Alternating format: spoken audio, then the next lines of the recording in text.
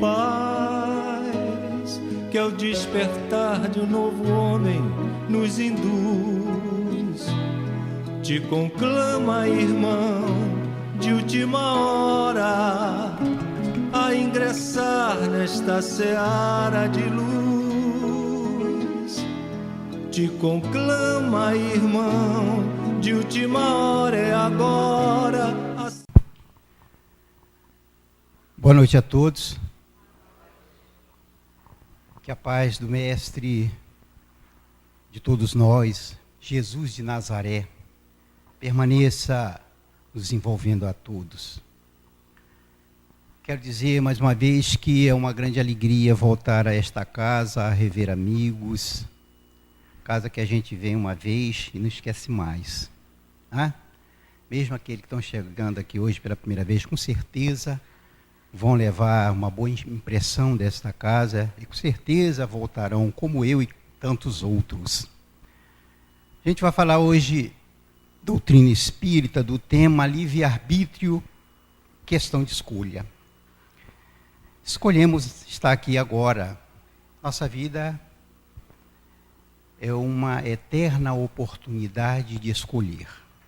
A gente está sempre escolhendo algo a fazer. Em casa, a gente está lá, sentado, e de repente a gente escolhe pegar um livro e estudar, doutrina espírita, aprender um pouco mais com os espíritos iluminados, tem tanta coisa para nos passar. Ou a gente decide por assistir um futebol, fazer alguma coisa. Então a gente está sempre decidindo desde a hora que acorda, dizem alguns, e eu penso diferente. Antes de acordar, já dormindo, a gente já está fazendo escolha por aí, por esse mundo, porque o espírito não está lá deitado na cama, quem está lá é o corpo, descansando, né? O espírito está fazendo suas escolhas. Então a gente está escolhendo sempre. Na vigília ou não. Vamos ver se eu acerto aqui.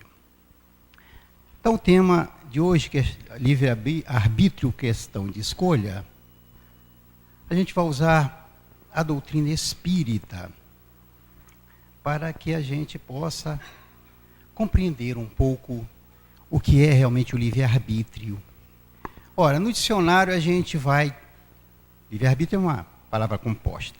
A gente vai primeiro para o livre, o que significa que goza de liberdade, independente, que não tem peias, que pode dispor de si, que está em liberdade, salvo de perigo. Alguém que foi salvo daquele perigo está livre dele, não está de outros, é lógico. Desimpedido, desobstruído, desembaraçado. Isto é livre.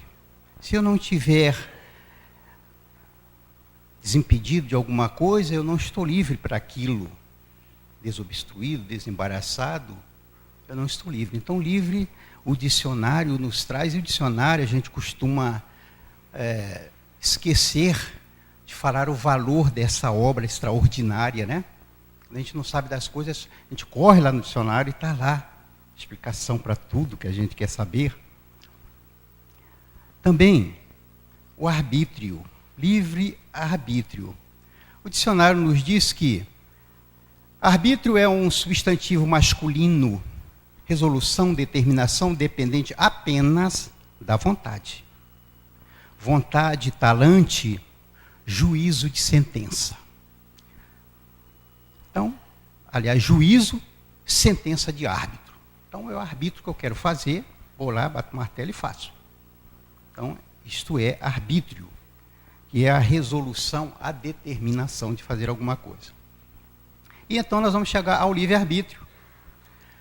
Opção, está lá no dicionário, opção de decidir e de escolher de acordo com a sua própria vontade e discernimento, sem aceitar influências exteriores. Então vejam que, para que a gente tenha realmente o livre-arbítrio, a gente precisa ter vontade e utilizar o nosso discernimento, seja ele qual for. Nem todo mundo tem discernimento capaz de saber fazer uma escolha mais adequada em algumas situações. faculdade da vontade para se determinar. E quando a gente fala em livre-arbítrio, outras duas palavras aparecem na conversa, automaticamente. Uma delas é esta: determinismo. O que tem a ver livre-arbítrio com determinismo? A gente pode se perguntar. E o dicionário nos diz que determinismo é um substantivo masculino, sistema que atribui a ação providencial às determinações humanas. Ora, quando fala em atribuição à ação providencial, a gente está falando aqui em um poder maior, né? Providência divina. Também, nesse mesmo assunto, livre-arbítrio, outra palavra aparece sempre que se fala de livre-arbítrio. É a fatalidade. E o dicionário nos diz que fatalidade é um substantivo feminino que significa característica ou particularidade do que é fatal. Destino inevitável. Aquilo que não se consegue evitar, fado ou fatalismo. Então, sempre que a gente vai estudar livre-arbítrio, essas palavras estão juntas, determinismo e fatalidade. E, afinal de contas, como fica o livre-arbítrio diante do determinismo e da fatalidade? Como compreender a função de cada uma delas na nossa vida? E a gente vai começar o tema de hoje, livre-arbítrio, que já vimos, é a opção de decidir e de escolher de acordo com sua própria vontade e discernimento, sem aceitar influências, porque se eu aceito influência, eu já não estou livre, estou sob a influenciação de alguém ou de alguma coisa. Então, o livre-arbítrio é aquele que eu chego nessa situação e vou escolher. O que eu quero? Mitos ou verdades? Falam que lá, nesse caminho para mitos, mitos são lendas, né? Narrativas de teor fantástico, simbólicos, não é isso? E verdade, o dicionário diz que verdade é exatidão, é certeza dos fatos, é a realidade. Mas que verdade é essa? A verdade não é deste mundo, eu vou para mitos. A escolha é minha. E alguém vai dizer, eu vou para a verdade. Cada um vai escolher o caminho que quiser. Nós vamos ver que Leon Denis nos traz inicialmente, para que a gente compreenda, uma definição dele para livre-arbítrio. Ele diz, livre-arbítrio é, pois, a expansão da personalidade e da consciência.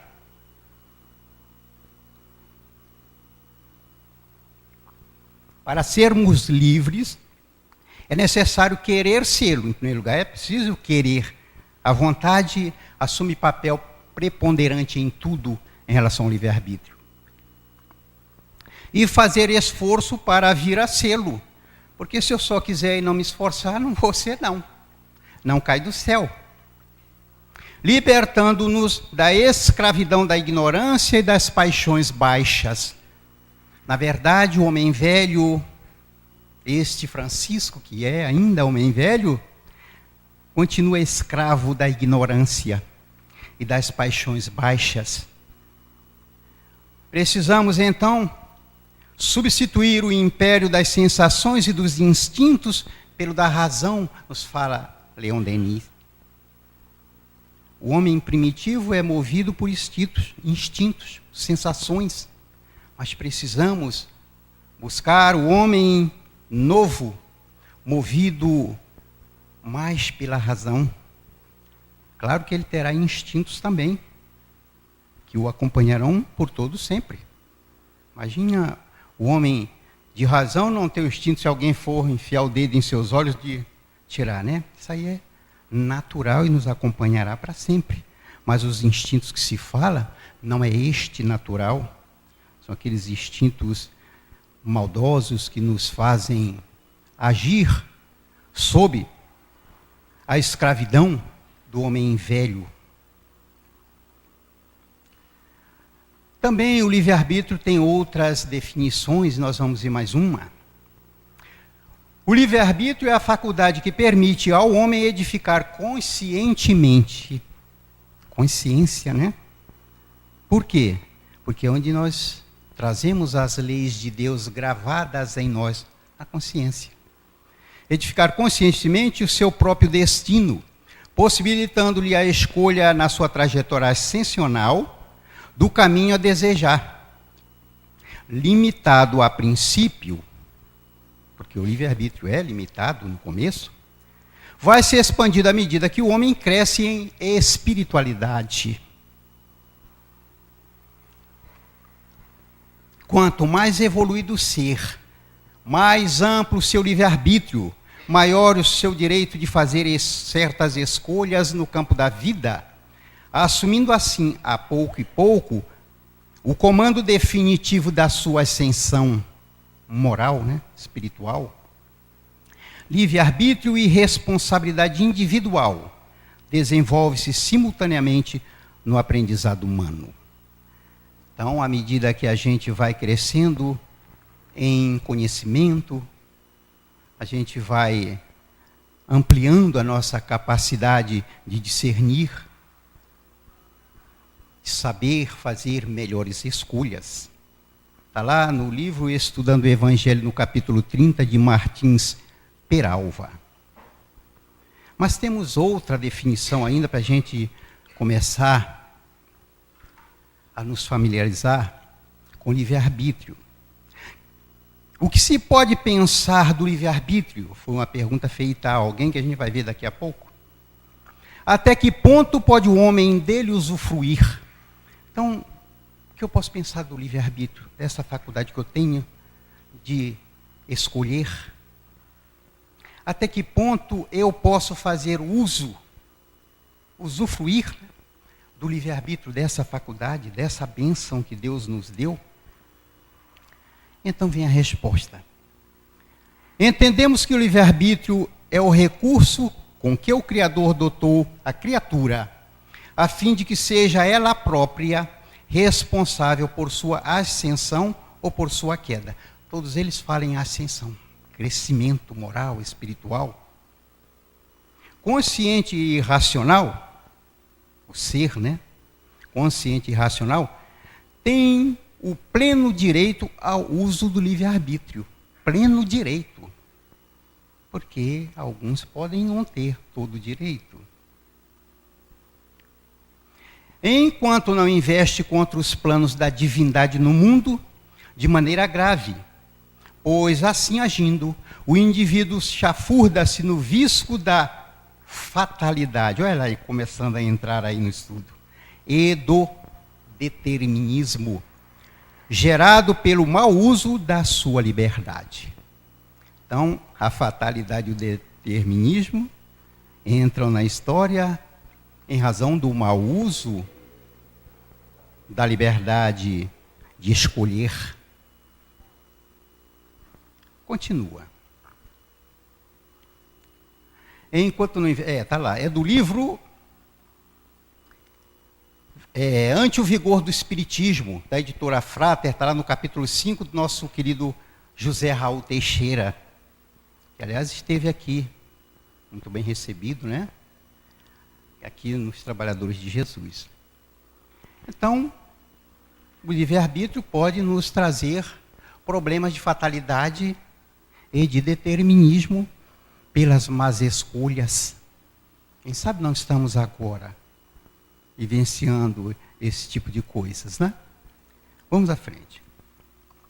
No livro Consolador, foi proposto a Emmanuel esta questão. Há o determinismo e o livre-arbítrio ao mesmo tempo na existência humana? E Emmanuel respondeu: determinismo e livre-arbítrio coexistem na vida, entrosando-se na estrada dos destinos para a elevação e redenção dos homens. Não é para o nosso mal, não. É para o nosso bem. O primeiro, determinismo, é absoluto nas mais baixas camadas evolutivas, E o segundo amplia-se com os valores da educação e da experiência. Então nós vamos ouvir falar muito em educação. Educação é fundamental. Continua, Emmanuel. Acresce observar que sobre ambos pairam as determinações divinas. Determinações divinas, determinismo, não tem como. Baseadas na lei do amor, de novo. Sagrada e única, da qual a profecia foi sempre o mais eloquente testemunho.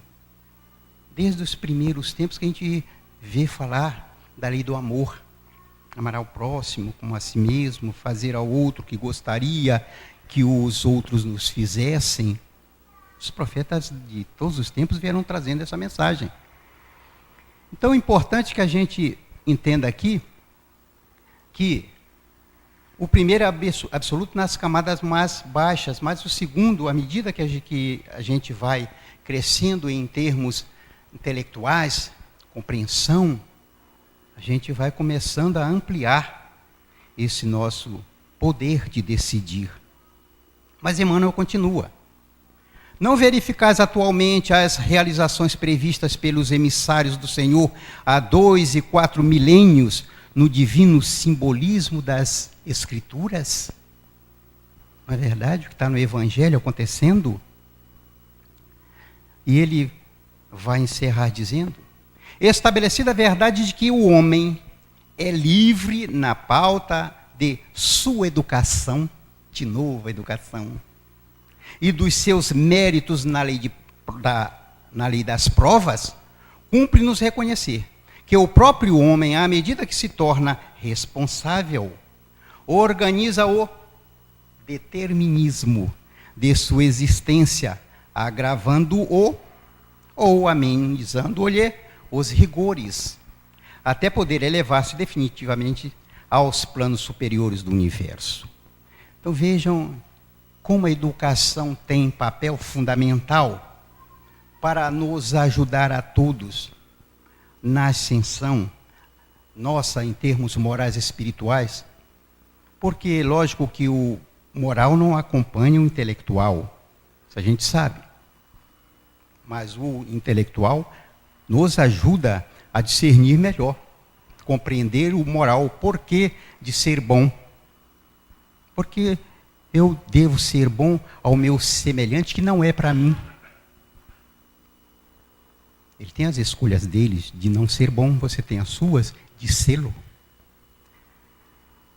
Então, é livre na pauta de sua educação e de seus méritos na lei das provas. Então, tudo que eu fizer, tudo que eu decidir, vai ter um peso pró ou contra. Vai me trazer benefícios ou malefícios.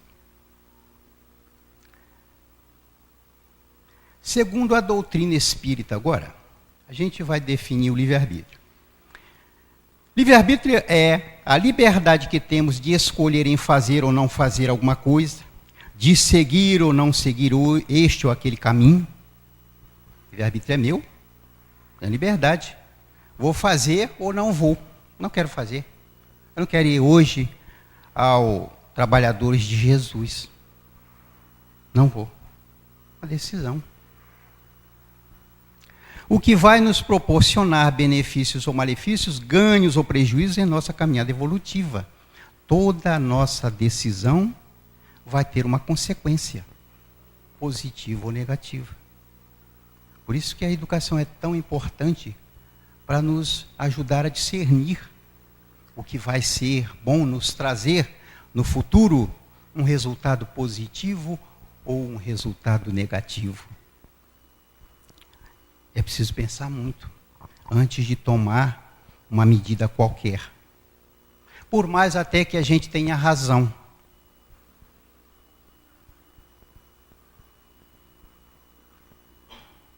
Jesus, esse mestre que todos nós temos como modelo e guia, embora ainda não conseguimos seguir, seus exemplos, sua mensagem como deveríamos, Mas estamos no caminho, tentando, né?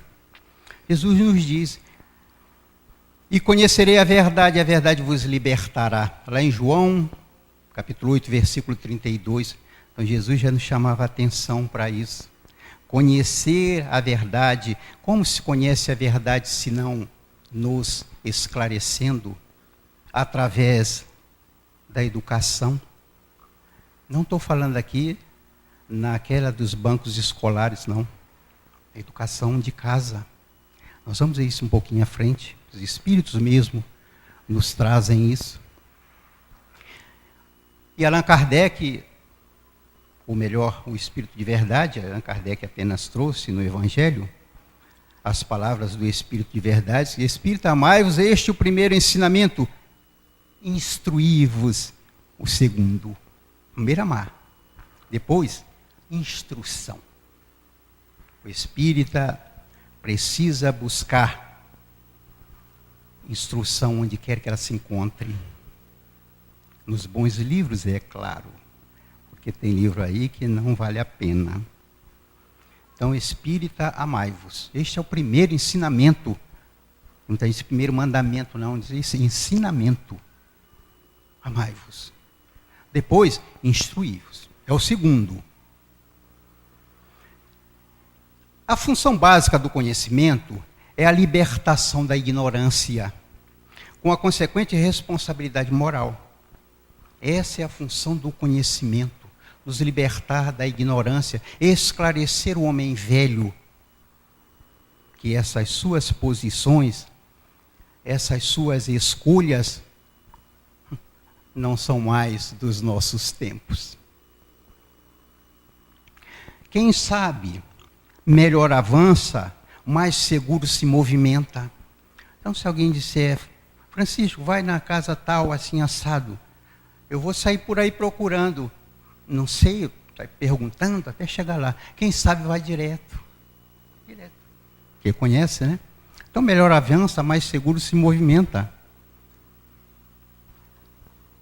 O conhecimento espírita, por sua vez, possui a superior característica de mudar para melhor a estrutura moral e emocional da criatura. Você está desequilibrado emocionalmente? Estude espiritismo.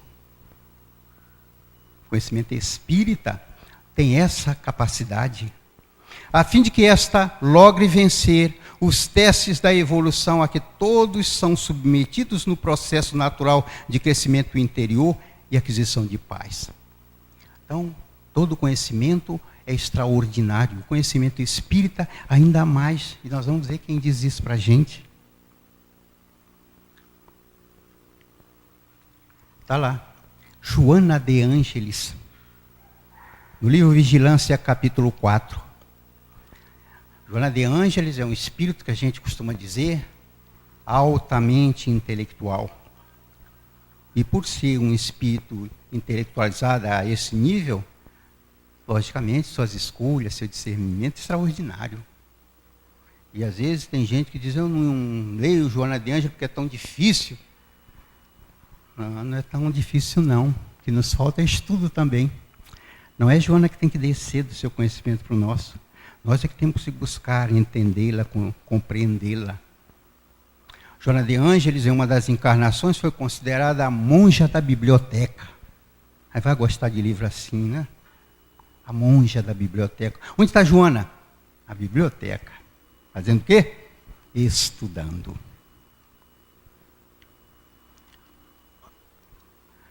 A pergunta 780 do Livro dos Espíritos, todo mundo aqui conhece, foi proposta por Kardec assim: o progresso moral acompanha sempre o intelectual? A gente está falando tanto em educação, então tem alguma coisa a ver? E os espíritos vão nos responder: decorre deste, mas nem sempre o segue imediatamente. E a gente vai dizer: mas como? Eu não estudei. Calma. Mas e o teu livre-arbítrio? Como está usando o que aprendeste? Vamos à frente. Na 780A, proposta por Kardec a espiritualidade, como pode o progresso intelectual engendrar o progresso moral? Como isso se dá? E os espíritos respondem, fazendo compreensíveis o bem e o mal. Desde então pode escolher. O desenvolvimento do livre-arbítrio acompanha o da inteligência e aumenta a responsabilidade dos atos.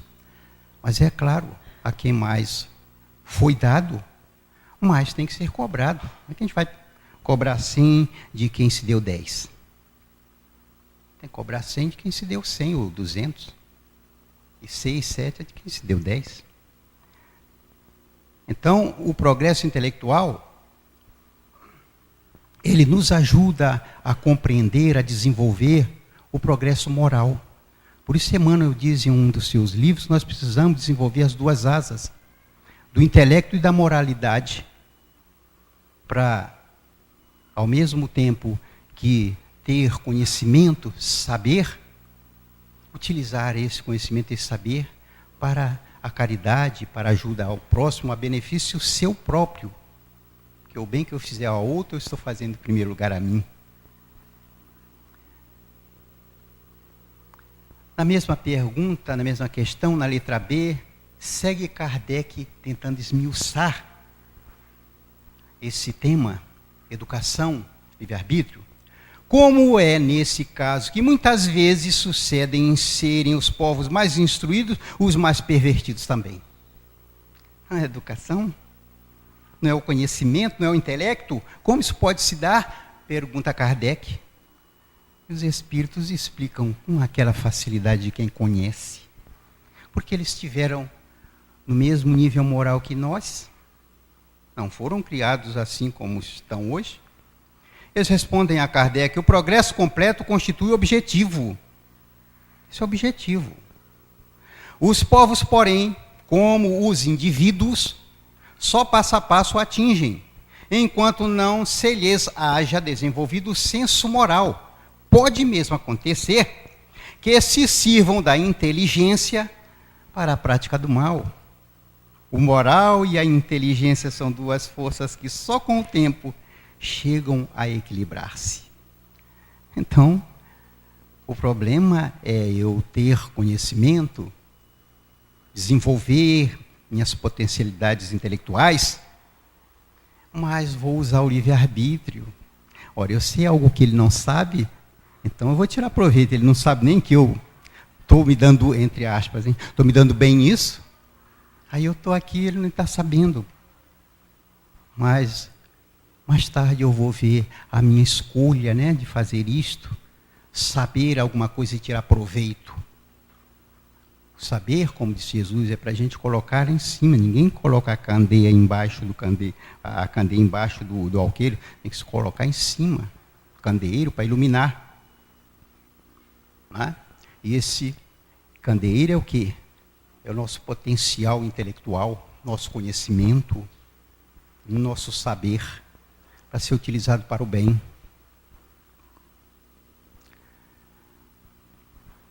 Vamos lá. Na pergunta 843, Kardec formula, ainda sobre livre-arbítrio, tem o homem o livre-arbítrio de seus atos? E os espíritos respondem, pois que tem a liberdade de pensar, tem igualmente a de obrar. Sem o livre-arbítrio, o homem seria uma máquina. Então, se tudo fosse determinação divina da minha vida, eu era uma máquina apenas. Qual seria a minha responsabilidade em vir hoje aqui ou não vir, cumprir um compromisso ou não? Já está determinado. Na 844, insiste Kardec, pergunta, aliás, o Kardec aos espíritos, do livre-arbítrio goza o homem desde o nascimento? E aí a gente precisa entender, desde o nascimento, então uma criancinha, um bebê, já tem condições de decidir alguma coisa? Os espíritos então dizem a Kardec, a liberdade de agir desde que haja vontade de fazê-lo. Nas primeiras fases da vida, quase nula é a liberdade que se desenvolve e muda de objeto com o desenvolvimento das faculdades. Estando seus pensamentos em concordância com o que a sua idade reclama, a criança aplica o seu livre-arbítrio àquilo que lhe é necessário. Então, entre tomar um banho e não tomar, ele vai preferir não tomar o banho. Entre estudar e não, ele não vai querer não estudar, ele quer brincar.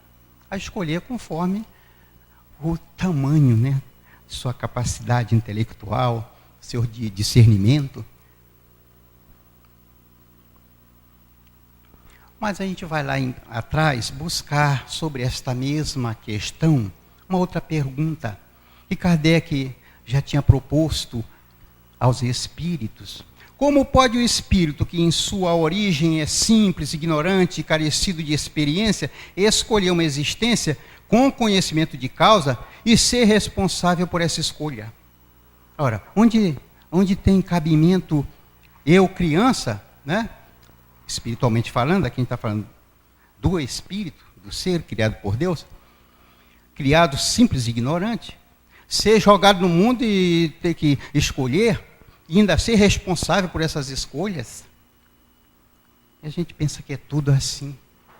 Ora, Deus é a inteligência suprema, causa primeira de todas as coisas. Então, se nós pais não fazemos certas atitudes que vão trazer prejuízo aos nossos filhos no mundo de provas e expiações, imagine Deus, que é o Pai de infinito amor e misericórdia. Então Ele nos jogaria assim, sem nenhuma condição, para fazer o que bem entendesse e depois ser responsabilizado? Vamos à resposta. Deus lhe supre a inexperiência, traçando-lhe o caminho que deve seguir, como fazeis a uma criancinha. Deixa-o, porém, pouco a pouco, à medida que seu livre-arbítrio se desenvolve, senhor de proceder à escolha, e só então é que muitas vezes lhe acontece extraviar-se, tomando o mau caminho, por desatender os conselhos dos bons espíritos. A isso é que se pode chamar a queda do homem. Então, quando a gente é criado como espírito, a gente vai ter inúmeras criaturas que cuidam desta, entre aspas, criança espiritual, como a gente cuida da criancinha. Ele não sabe comer, não sabe se vestir, e precisa, quem faz isso? Os pais. Assim, quando a gente é criado por Deus, como espírito, para seguir o caminho que nos levará um fatalismo, não tem como fugir, à perfeição, à pureza espiritual. Isso é fatalidade, fatalismo, diga o que quiser, é determinismo divino, estamos determinados, não tem como fugir a isto. E a tantas outras coisas também. Aí, quando a gente vai crescendo, o espírito, né, vai ganhando experiência, já acha que sabe tudo, não quer mais saber de conselho de ninguém, e aí que a gente começa a errar. Como a criança também, né? Depois que cresce, chega a adolescência, e mais tarde a outras situações, e aí o pai já não sabe mais nada, a mãe não sabe, quem sabe são os amigos. Assim é o espírito também. 845, não constitui obstáculo ao exercício do livre-arbítrio as predisposições instintivas que o homem já traz consigo ao nascer? Isso não me causa obstáculo? E os espíritos dizem, as predisposições instintivas são as do espírito antes de encarnar. Conforme seja este mais ou menos adiantado, eles podem arrastá-los à prática de atos repreensíveis, no que será secundado pelos espíritos que simpatizam com essas disposições. Não há, porém, arrastamento irresistível, uma vez que se tenha vontade de resistir. Lembrai-vos de que querer é poder. Então, quando eu falo que eu caí naquilo, eu fiz alguma coisa porque o obsessor ficou aqui me soprando, estou jogando a culpa em alguém. Eu tive o livre-arbítrio de fazer ou não. Ele está me dizendo para fazer, eu digo, não vou fazer, e aí? Não sei o que tem que fazer, não vou. Porque se tem alguém soprando para me fazer, tem do outro lado alguém soprando para mim não fazer, mas este eu não ouço. Eu só ouço o tal do diabinho. Mas e o anjinho, o deusinho, o Jesusinho? Não tem? Claro que tem. É que eu não estou acostumado a ouvir este outro lado. Só o diabinho. Porque minha bagagem é mais propensa a este lado. Então, facilmente me desperta. Do outro lado aqui, eu não ouço. Hein? Limpando o ouvido. Eu espero não cansar vocês, mas esse tipo de assunto tem que se trazer da doutrina espírita. Eu poderia falar com minhas palavras, não é a mesma coisa. A gente precisa entender o livre-arbítrio. Os espíritos falam, resumo teórico do móvel das ações humanas. E dizem assim, a questão do livre-arbítrio pode ser resumida assim. Agora a gente vai aprender. Resumida. O homem não é fatalmente levado ao mal. Ninguém. Fatalmente não. Os atos que pratica não foram previamente determinados. Francisco, você vai dia tal, lá no Trabalhador de Jesus, aí você vai de carro, de ônibus, aí você vai decidir na hora. Você precisa fazer isso. Como vai fazer? Escolha a sua. Os crimes que comete não resultam de uma sentença do destino. Ninguém jamais veio ao mundo para praticar crimes. Não só morte, matar, não. Crimes. Qualquer tipo. Corrupção, nada disso.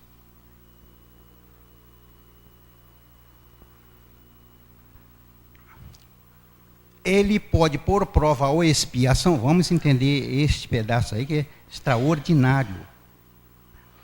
Ele, o ser, o homem, pode pôr prova e por expiação escolher uma existência em que seja arrastado ao crime, quer pelo meio onde se ache colocado, quer pelas circunstâncias que sobrevenham, mas será sempre livre de agir ou não agir. Assim, o livre-arbítrio existe para ele, vejam bem, para nós todos, quando, no estado de espírito, na erraticidade, nós temos livre-arbítrio também. Ao fazer a escolha da existência e das provas, então no mundo espiritual, o livre-arbítrio nosso é este. Fazer,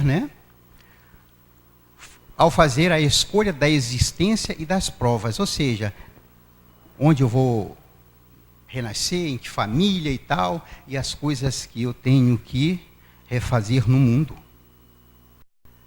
E como encarnado, na faculdade de ceder ou de resistir aos arrastamentos a que todos nos temos voluntariamente submetido. Então vejam bem como é o que funciona para a gente no livre-arbítrio. No mundo espiritual eu escolhi as provas, as expiações, tudo que eu viria refazer aqui como ser reencarnado. Então, todos nós aqui, eu posso garantir que todos, sem exceção aqui, escolheram as provas, as situações para vivenciar no mundo atual. E aqui a gente chega e vê os problemas pela frente e começa a dizer que Deus esqueceu da gente, quando nós escolhemos, porque seria melhor para cada um de nós. Escolhi estar homem. Poderia escolher estar mulher. Mas os espíritos colocaram, olha, Francisco, como homem você precisa avançar nessa área aqui. Como mulher você já veio até aqui, mas como homem está lá atrás. Então, precisa dar uma caminhadinha até aqui. E aí eu aceito e tal, e venho e depois me arrependo. Vamos à frente mais, que o livre-arbítrio cabe à educação, são os espíritos quem falam isto, em tudo que é lugar. Cabe à educação combater as más tendências. Falo-a utilmente quando se basear no estudo aprofundado da natureza moral do homem. A educação precisa estar voltada ao moral. A educação de casa. Pelo conhecimento das leis que regem essa natureza moral, chegar-se-á a modificá-la como se modifica a inteligência pela instrução e o temperamento pela higiene. Então, como assim? Modificar minha inteligência? Pela educação. À medida que eu me educo, à medida que eu me intelectualizo, eu aumento meu poder intelectual, minha inteligência se desenvolve. E, aliás, depois da vida não tem bênção maior que Deus tenha nos dado, que não seja a inteligência. Primeiro a vida, depois a inteligência.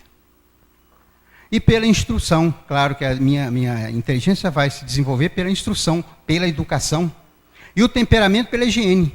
Você acha que higiene? Se é assim, tudo bem. Escovo o meu dente, tomo banho. Não é essa higiene. Isso é higiene corporal. A higiene do temperamento é buscar bons livros para estudar, modificar o pensamento, modificar nossos atos e ações. Então, o temperamento só é modificado através dessa higienização mental.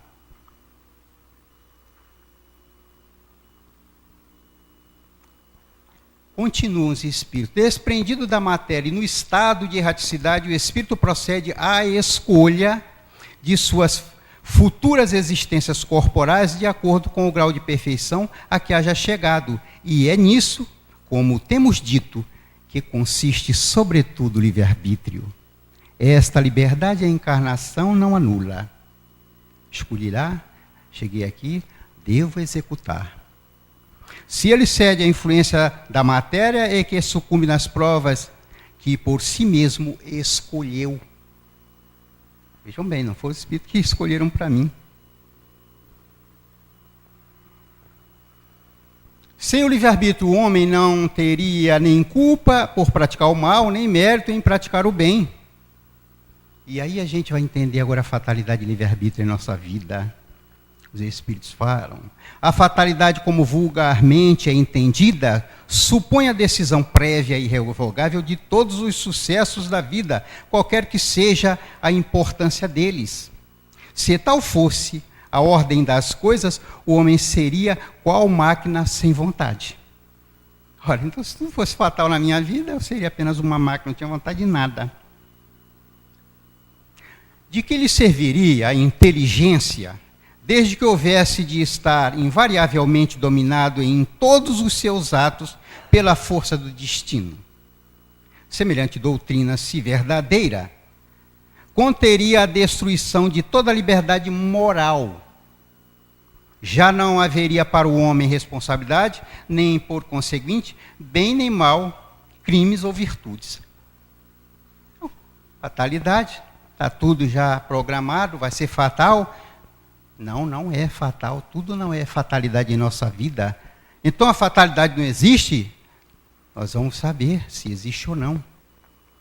Está aí os Espíritos nos explicando a fatalidade.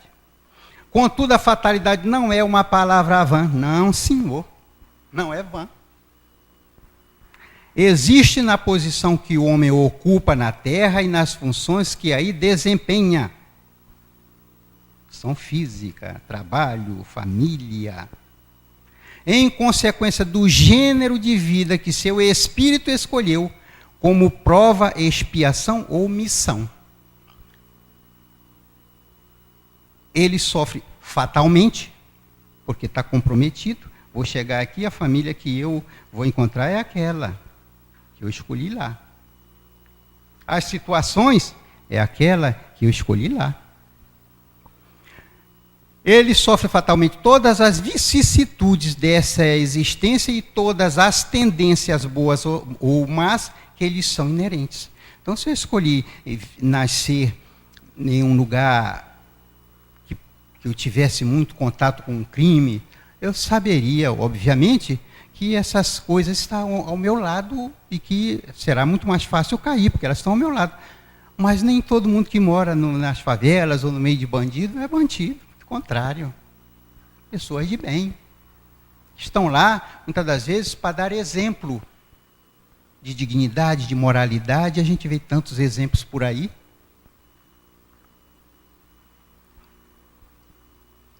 Aí, porém, acaba a fatalidade, pois da sua vontade depende ceder ou não a essas tendências. Então, não é porque eu vim no mundo, num lugar onde tem muito bandido, que eu vou me tornar bandido. Eu vou escolher ser ou não, porque tem gente que escolhe não ser e não é. Os pormenores dos acontecimentos, esses ficam subordinados às circunstâncias que ele próprio cria pelos seus atos. Ora, se eu agir como um bandido, eu vou ser levado ao crime.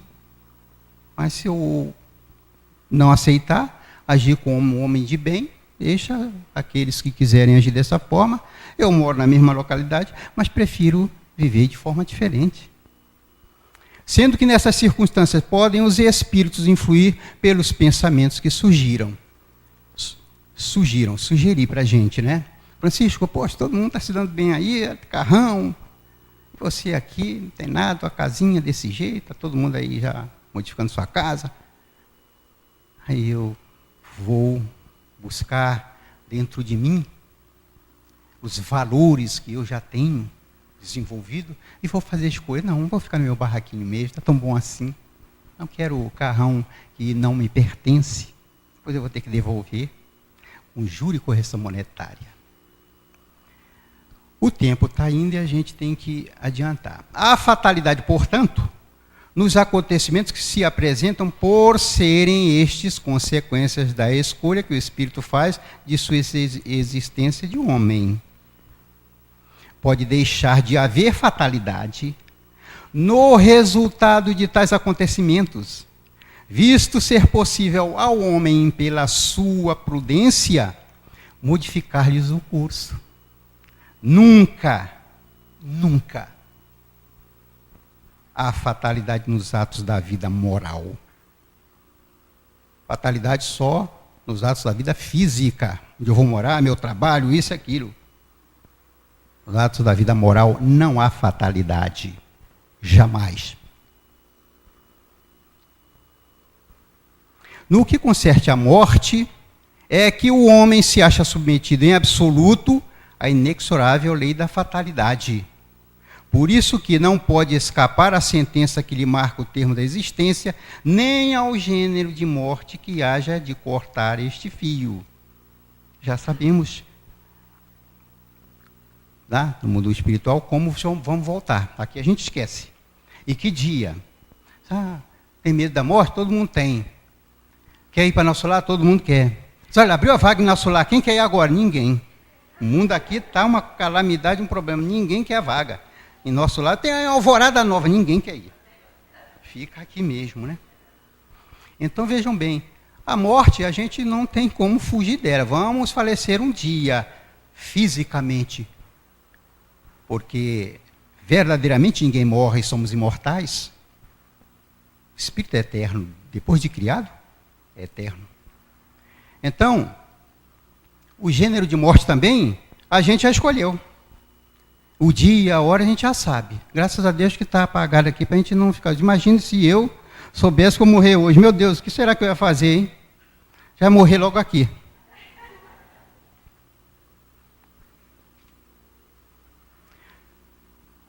Bom, gente, como nada é fatal, a não ser a morte, e mesmo assim, se eu estiver praticando o bem e tivesse que morrer agora, os espíritos, não, calma, deixa o Francisco acabar a palestra, numa hora, calma. Deixa ele acabar a palestra, depois ele vai embora, aí pega, né?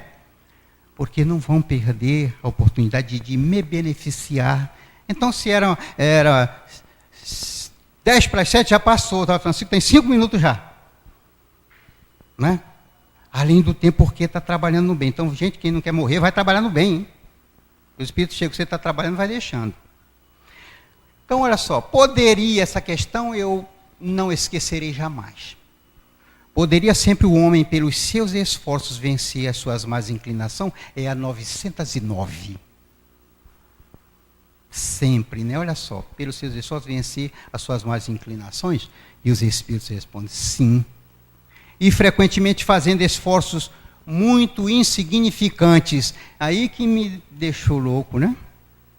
O que lhe falta é a vontade. Aí eu compreendi. Ah, quão poucos dentre vós fazem esforços. Quão pouco dentre vós fazem esforços.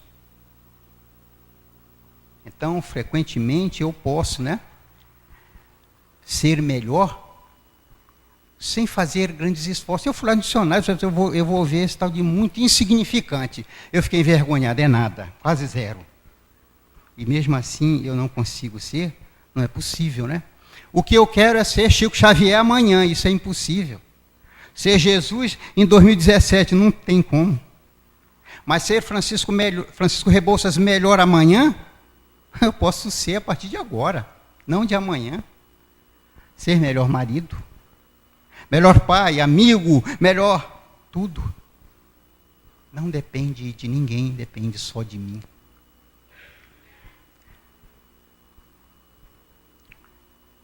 E os Espíritos ainda nos esclarecem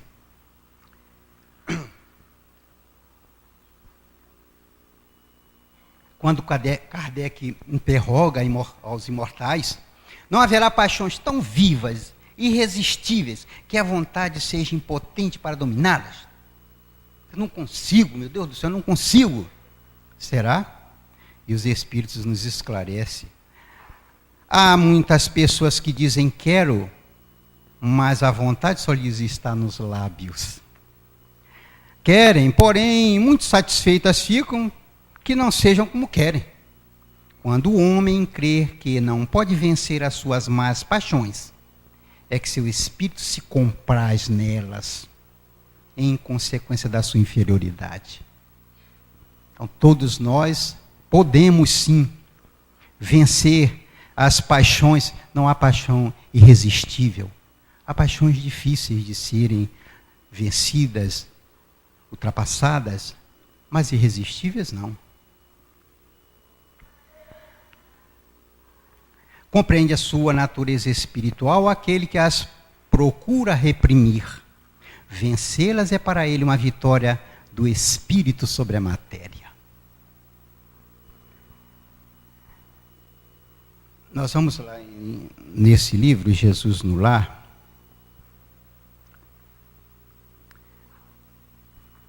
Ver o que o Neo Lúcio vai falar para a gente. Aliás, já passei para o lampadário. Vamos lá. Cultura e santificação representam forças inseparáveis da glória espiritual. A sabedoria e o amor são duas asas dos anjos que alcançaram o trono divino. Mas em toda parte, quem ama segue à frente daquele que simplesmente sabe. Isto porque nós sabemos que devemos desenvolver a asa da intelectualidade, da inteligência, e a asa da moralidade. O amor, e o saber, para que a gente tenha uma sabedoria que ame e um amor que saiba.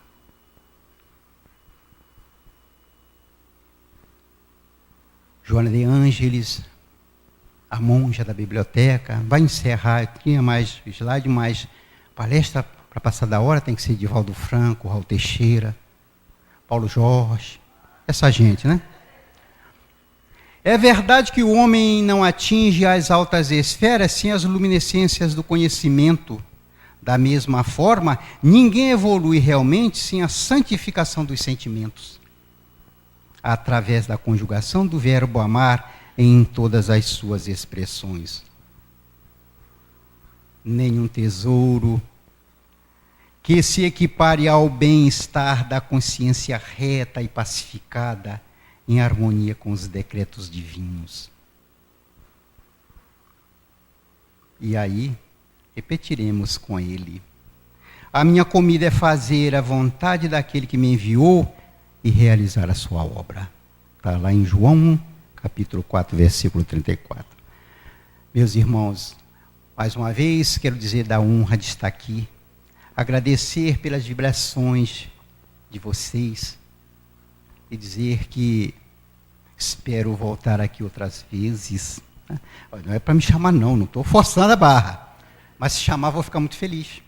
Porque quem não fica feliz de vir a esta casa? Muito obrigado, muita paz a todos.